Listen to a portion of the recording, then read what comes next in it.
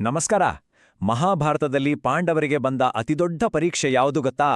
ಅದು ಯುದ್ಧಭೂಮಿಯಲ್ಲ, ಬದಲಿಗೆ ಇಡೀ 1 ವರ್ಷ ಪೂರ್ತಿ ಯಾರ ಕಣ್ಣಿಗೂ ಕಾಣದಂತೆ ಮಾಯವಾಗಬೇಕಿತ್ತು.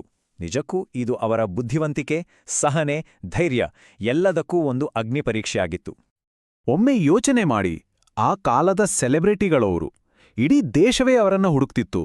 ಅಂತಹವರು ಒಂದು ಕುರುಹು ಕೂಡ ಸಿಗದ ಹಾಗೆ ಕಣ್ಮರೆಯಾಗೋದು ಅಂದ್ರೆ ಹೇಗೆ ಸಾಧ್ಯ? ಹೌದು, ಇದೇ ಇವತ್ತಿನ ನಮ್ಮ ಈ ವಿಶ್ಲೇಷಣೆಯ ಮುಖ್ಯ ವಿಷಯ. ಇದು ಸುಮ್ಮನೆ ಒಂದು ಅಡಗಿಕೊಳ್ಳೋ ಆಟ ಆಗಿರಲಿಲ್ಲ. ಇಲ್ಲಿ ಪ್ರತಿಯೊಂದು ಕ್ಷಣವೂ ಮುಖ್ಯವಾಗಿತ್ತು. ಒಂದು ಸಣ್ಣ ತಪ್ಪು, ಒಂದು ಕ್ಷಣದ ಅಜಾಗರೂಕತೆ ಅವರ 13 ವರ್ಷಗಳ ಕಠಿಣ ತಪಸ್ಸನ್ನೇ ವ್ಯರ್ಥ ಮಾಡಿಬಿಡಬಹುದಿತ್ತು. ಪಾಂಡವರ 12 ವರ್ಷಗಳ ವನವಾಸ ಹೇಗೋ ಮುಗಿದು ಹೋಗಿತ್ತು. ಆದರೆ ಅವರ ನಿಜವಾದ ಸವಾಲ್ ಶುರುವಾಗಿದ್ದೇ ಈಗ, ಆ 13ನೇ ವರ್ಷ. ಅದೇ ಅಜ್ಞಾತವಾಸ ಅನ್ನೋ ಅಗ್ನಿಪರೀಕ್ಷೆ. ನೋಡಿ, ಈ ಕಂಡೀಷನ್ ಎಷ್ಟು ಕಠಿಣವಾಗಿತ್ತು ಅಂದ್ರೆ 12 ವರ್ಷ ಕಾಡಲ್ಲಿ ಕಷ್ಟಪಟ್ಟಿದ್ ಮುಗಿದ್ಮೇಲೆ ಈ ಒಂದೇ 1 ವರ್ಷ ಯಾರ ಕಣ್ಣಿಗೂ ಬೀಳ್ದೆ ಬದುಕಬೇಕು. ಅಕಸ್ಮಾತ್ ಏನಾದ್ರೂ ಮಾಡಿ ಸಿಕ್ಕಾಕೊಂಡ್ರು ಅಂದ್ರೆ ಮತ್ತೆ 12 ವರ್ಷ ವನವಾಸ. ಅಬ್ಬಬ್ಬ, ಇದೇ ಅಲ್ವಾ ಇಡೀ ಕತೆಗೆ ಒಂದು ಥ್ರಿಲ್ ಕೊಡೋದು. ಸರಿ, ಇಷ್ಟೆಲ್ಲ ಸವಾಲುಗಳ ಮಧ್ಯೆ ತಮ್ಮ ಗುರುತನ್ನ ಮರೆಮಾಚೋಕೆ ಅವರು ಆಯ್ಕೆ ಮಾಡಿಕೊಂಡ ಜಾಗವೇ ರಾಜ ವಿರಾಟ್ ಆಳ್ತಿದ್ದ ಮತ್ಸ್ಯ ರಾಜ್ಯ. ಅಲ್ಲಿ ಸಾಮಾನ್ಯರಲ್ಲಿ ಸಾಮಾನ್ಯರಾಗಿ ಬದುಕೋಕೆ ಅವರು ನಿರ್ಧಾರ ಮಾಡಿದ್ರು. ನಗರದೊಳಗೆ ಹೋಗೋಕ್ಕೂ ಮುಂಚೆ ಅವರು ಮಾಡಿದ ಮೊದಲ ಬುದ್ಧಿವಂತಿಕೆ ಕೆಲಸ ಅಂದ್ರೆ ತಮ್ಮ ದೈವಿಕ ಅಸ್ತ್ರಗಳನ್ನ ಬಚ್ಚಿಟ್ಟಿದ್ದು. ಯಾಕಂದ್ರೆ ಅವನು ಜೊತೆಲಿಟ್ಕೊಂಡ್ರೆ ಯೋಧರು ಅಂತ ಸುಲಭವಾಗಿ ಗೊತ್ತಾಗ್ಬಿಡುತ್ತೆ. ಅದಕ್ಕೆ ಊರ ಹೊರಗಿನ ಸ್ಮಶಾನದಲ್ಲಿದ್ದ ಒಂದು ಬನ್ನಿ ಮರದ ಮೇಲೆ ಅವನ್ನೆಲ್ಲ ಬಚ್ಚಿಟ್ಟು ತಮ್ಮ ಯೋಧ ಅನ್ನೋ ಗುರುತನ್ನ ಸಂಪೂರ್ಣವಾಗಿ ಬಿಟ್ಟು ನಗರವನ್ನ ಪ್ರವೇಶಿಸಿದ್ರು. ಈಗ ಬರೋಣ ಬನ್ನಿ ಕಥೆಯ ಅತ್ಯಂತ ಕುತೂಹಲಕಾರಿ ಭಾಗಕ್ಕೆ. ಪಾಂಡವರು ಮತ್ತು ದ್ರೌಪದಿ ತಮ್ಮನ್ನ ತಾವು ರಕ್ಷಿಸ್ಕೊಳ್ಳಕ್ಕೆ ಯಾವೆಲ್ಲ ವೇಷಗಳನ್ನ ಹಾಕೊಂಡ್ರು ಅಂತ ನೋಡೋಣ. ಅವರ ಯೋಜನೆಯ ಚಾಣಾಕ್ಷತನ ಇರೋದೇ ಇಲ್ಲಿ. ಅವರು ರಾಜರ ತರ, ಯೋಧರ ತರ ವರ್ತಿಸೋಕೆ ಹೋಗ್ಲೇ ಇಲ್ಲ. ಬದಲಿಗೆ ಸಮಾಜದಲ್ಲಿ ಯಾರೂ ಅಷ್ಟಾಗಿ ಗಮನಿಸದ, ಆದರೆ ಅರಮನೆಯಲ್ಲಿ ಸುಲಭವಾಗಿ ಜಾಗ ಸಿಗುವಂಥ ಪಾತ್ರಗಳನ್ನ ಆಯ್ಕೆ ಮಾಡ್ಕೊಂಡ್ರು. ನೋಡಿ, ಪ್ರತಿಯೊಂದು ಪಾತ್ರ ಎಷ್ಟು ಅದ್ಭುತವಾಗಿತ್ತು ಅಂತ. ಧರ್ಮರಾಯ ಚಕ್ರವರ್ತಿ ಆಗ್ಬೇಕಿದ್ದವನು, ರಾಜನ ಜೊತೆ ಪಗಡೆ ಆಡೋ ಕಂಕಭಟ್ಟನಾದ. ಇನ್ನು ಮಹಾಬಲಶಾಲಿ ಭೀಮ, ರಾಜಮನೆತನದ ಬಾಣಸಿಗ ವಲ್ಲಭನಾದ. ಅವನ ಶಕ್ತಿಯನ್ನೆಲ್ಲ ಅಡುಗೆಗೆ ಬಳಸ್ದ. ಜಗತ್ತಿನ ಶ್ರೇಷ್ಠ ಬಿಲ್ಲುಗಾರ ಅರ್ಜುನ ಬೃಹನ್ನಳೆ ಅನ್ನೋ ಹೆಸರಲ್ಲಿ ನೃತ್ಯ ಮತ್ತು ಸಂಗೀತ ಹೇಳಿಕೊಡೋ ಶಿಕ್ಷಕನಾದ. ಪ್ರಾಣಿಗಳನ್ನ ಕಂಡ್ರೆ ಪ್ರೀತಿ ಇರೋ ನಕುಲ ಸಹದೇವರು ಕುದುರೆಗಳನ್ನ ನೋಡಿಕೊಳ್ಳೋ ದಾಮಗ್ರಂಥಿ ಮತ್ತೆ ಹಸುಗಳನ್ನ ಕಾಯೋ ತಂತಿಪಾಲರಾದ್ರು. ಇನ್ನು ಮಹಾರಾಣಿ ದ್ರೌಪದಿ ರಾಣಿಯ ಸೇವೆ ಮಾಡೋ ಸೈರಂಧ್ರಿ ಅನ್ನೋ ದಾಸಿಯಾದಳು. ಈ ವೇಷಗಳ ಹಿಂದಿರೋ ವ್ಯಂಗ್ಯ ಇದೆಯಲ್ಲ, ಅದು ನಿಜಕ್ಕೂ ಮನಸ್ಸಿಗೆ ತಟ್ಟುತ್ತೆ.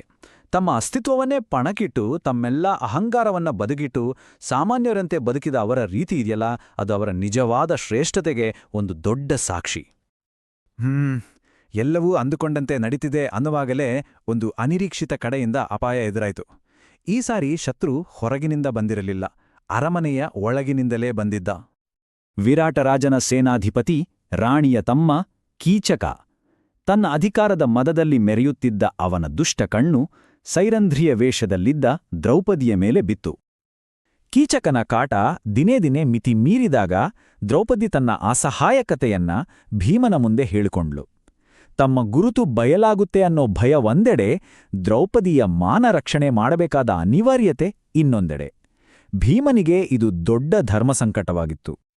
ಭೀಮನ ಪ್ಲಾನ್ ತುಂಬ ವೇಗವಾಗಿ ಮತ್ತು ರಹಸ್ಯವಾಗಿತ್ತು. ದ್ರೌಪದಿಯ ಮೂಲಕ ಕೀಚಕನಿಗೆ ನೃತ್ಯಶಾಲೆಗೆ ಬರುವಂತೆ ಸಂದೇಶ ಕಳಿಸಿ, ರಾತ್ರಿಯ ಕತ್ತಲಲ್ಲಿ ವಲ್ಲಭನೆಂಬ ಅಡಿಗೆ ಭಟ್ಟ ಅಲ್ಲ, ಮಹಾಬಲಶಾಲಿ ಭೀಮಸೇನನೇ ಅವನನ್ನು ಎದುರಿಸಿ ಯಾವುದೇ ಕುರುಹು ಉಳಿಯದಂತೆ ಸಂಹಾರ ಮಾಡಿದ. ಸಮಸ್ಯೆ ಶಾಶ್ವತವಾಗಿ ಬಗೆಹರಿಯಿತು. ತಮ್ಮ ಗುರುತನ್ನು ಯಾರೂ ಕಂಡುಹಿಡಿಯಬಾರದು ಅಂತ ಸೈರಂಧ್ರಿಗೆ ಗಂಧರ್ವರ ರಕ್ಷಣೆ ಇದೆ, ಅಂದ್ರೆ ದೈವಿಕ ಶಕ್ತಿಗಳ ರಕ್ಷಣೆ ಇದೆ ಅಂತ ಒಂದು ಕಥೆ ಕಟ್ಟಲಾಯಿತು.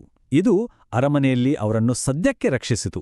ಆದರೆ ಕೀಚಕನಂತಹ ಮಹಾವೀರನ ಹತ್ಯೆ ಸುದ್ದಿ ಹಸ್ತಿನಾಪುರದ ಕೌರವರ ಕಿವಿಗೆ ಬಿದ್ದು ಅವರಲ್ಲಿ ಅನುಮಾನ ಹುಟ್ಟಿಸೋಕೆ ಕಾರಣವಾಯಿತು. ಅಂದುಕೊಂಡಂತೆಯೇ ಆಯಿತು. ಕೀಚಕನ ಸಾವಿನ ಸುದ್ದಿ ಹಸ್ತಿನಾಪುರ ತಲುಪಿದ ತಕ್ಷಣ ದುರ್ಯೋಧನನ ತಲೆಯಲ್ಲಿ ಅನುಮಾನದ ಹುಳು ಹೊಕ್ಕಿತು. ದುರ್ಯೋಧನನಿಗೆ ಚೆನ್ನಾಗಿ ಗೊತ್ತಿತ್ತು, ಕೀಚಕನನ್ನ ಕೊಲ್ಲೋ ಶಕ್ತಿ ಈ ಭೂಮಿ ಮೇಲೆ ಕೆಲವೇ ಕೆಲವು ಜನರಿಗೆ ಮಾತ್ರ ಇತ್ತು, ಅದರಲ್ಲಿ ಭೀಮನೇ ಪ್ರಮುಖ. ಸೊ ಈ ಒಂದು ಸುಳಿವು ಇಟ್ಕೊಂಡು ಪಾಂಡವರು ಮತ್ಸ್ಯರಾಜ್ಯದಲ್ಲೇ ಇರ್ಬೋದು ಅಂತ ಅವನು ಊಹಿಸ್ತ. ಪಾಂಡವರನ್ನ ಹೇಗಾದ್ರೂ ಮಾಡಿ ಹೊರಗೆಳಿಬೇಕು ಅಂತ ಕೌರವರು ಒಂದು ಡಬಲ್ ಅಟ್ಯಾಕ್ ಪ್ಲಾನ್ ಮಾಡಿದ್ರು. ಮೊದಲು ವಿರಾಟನ ಗೋವುಗಳನ್ನ ಅಪಹರಿಸಿ ರಾಜ ಮತ್ತು ಅವನ ಮುಖ್ಯ ಸೈನ್ಯವನ್ನ ಯುದ್ಧಕ್ಕೆ ಬೇರೆ ಕಡೆಗೆ ಸೆಳೆದ್ರು. ಆಮೇಲೆ ರಾಜಧಾನಿ ರಕ್ಷಣೆ ಇಲ್ಲದಿದ್ದಾಗ ಭೀಷ್ಮ ದ್ರೋಣರಂತಹ ಮಹಾರಥಿಗಳ ಜೊತೆ ಇನ್ನೊಂದು ಕಡೆಯಿಂದ ದಾಳಿ ಮಾಡಿದ್ರು. ಈ ಸಂದರ್ಭದಲ್ಲಿ ರಾಜಕುಮಾರ ಉತ್ತರ ಇದ್ನಲ್ಲ, ಮೊದಲು ಜಂಬ ಕೊಚ್ಕೊಂಡು ನಂಗೊಬ್ಬ ಒಳ್ಳೆ ಸಾರಥಿ ಕೊಡಿ, ಇಡೀ ಕೌರವ ಸೈನ್ಯವನ್ನ ನಾನೊಬ್ನೇ ಮುಡಿಸ್ಬಿಡ್ತೀನಿ ಅಂತ.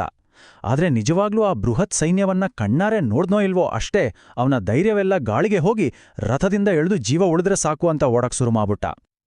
ಇದೇ ಕ್ಷಣ ಇಡೀ ಕಥೆಯ ಗತಿಯೇ ಬದಲಾಯಿತು.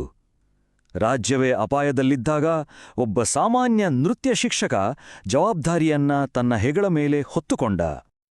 ಹೆದರಿ ಓಡ್ತಿದ್ದ ರಾಜಕುಮಾರ ಉತ್ತರನನ್ನು ತಡೆದು ಬೃಹನ್ನಳೆ ವೇಷದಲ್ಲಿದ್ದ ಅರ್ಜುನನೇ ಸಾರಥಿಯಾಗಿ ರಥವನ್ನ ಮತ್ತೆ ಯುದ್ಧಭೂಮಿಯ ಕಡೆಗೆ ಮುನ್ನಡೆಸಿದ.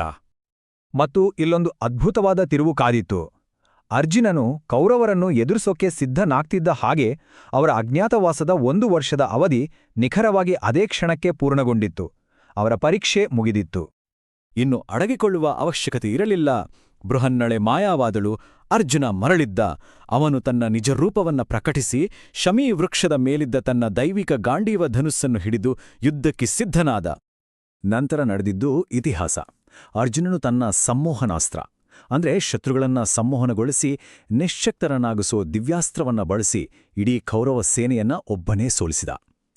ಪಾಂಡವರ ನಿಜವಾದ ಗುರುತು ತಿಳಿದ ವಿರಾಟ ರಾಜನು ಕೃತಜ್ಞತೆಯಿಂದ ತನ್ನ ಮಗಳು ಉತ್ತರೆಯನ್ನ ಅರ್ಜುನನ ಮಗ ಅಭಿಮನ್ಯುವಿಗೆ ಕೊಟ್ಟು ಮದುವೆ ಮಾಡಿದ. ನೋಡಿ, 1 ವರ್ಷದ ಈ ಕಠಿಣ ಪರೀಕ್ಷೆಯ ಅಂತ್ಯ ಮುಂಬರುವ ಮಹಾಯುದ್ಧಕ್ಕೆ ಪಾಂಡವರಿಗೆ ಒಂದು ಪ್ರಬಲವಾದ ಮೈತ್ರಿಯನ್ನ ತಂದುಕೊಟ್ಟಿತು. ಹೀಗೆ ಅಜ್ಞಾತವಾಸ ಯಶಸ್ವಿಯಾಗಿ ಮುಗಿಯಿತು. ಆದ್ರೆ ಇದು ಕಥೆಯ ಅಂತ್ಯ ಅಲ್ಲವೇ ಅಲ್ಲ, ಬದಲಿಗೆ ಒಂದು ಹೊಸ ಭಯಾನಕ ಅಧ್ಯಾಯದ ಆರಂಭ ಅಷ್ಟೇ. ಇನ್ನು ಮುಂದೆ ಅಡಗಿಕೊಳ್ಳೋ ಪ್ರಶ್ನೆಯೇ ಇಲ್ಲ. ಮುಂದಿರೋದು ಕುರುಕ್ಷೇತ್ರ ಮಹಾಯುದ್ಧ. ಇಷ್ಟಿ ದಿನ ವೇಷ ಮರೆಸಿಕೊಂಡಿದ್ದ ಹೀರೋಗಳು ತಮ್ಮ ನಿಜಸ್ವರೂಪದಲ್ಲಿ ಹೊರಬಂದಾಗ ಇನ್ನು ಜಗತ್ತು ಏನೇನೆಲ್ಲ ನೋಡ್ಬೇಕಾಗುತ್ತೋ ಇದೊಂದು ಯೋಚಿಸಬೇಕಾದ ವಿಷಯ.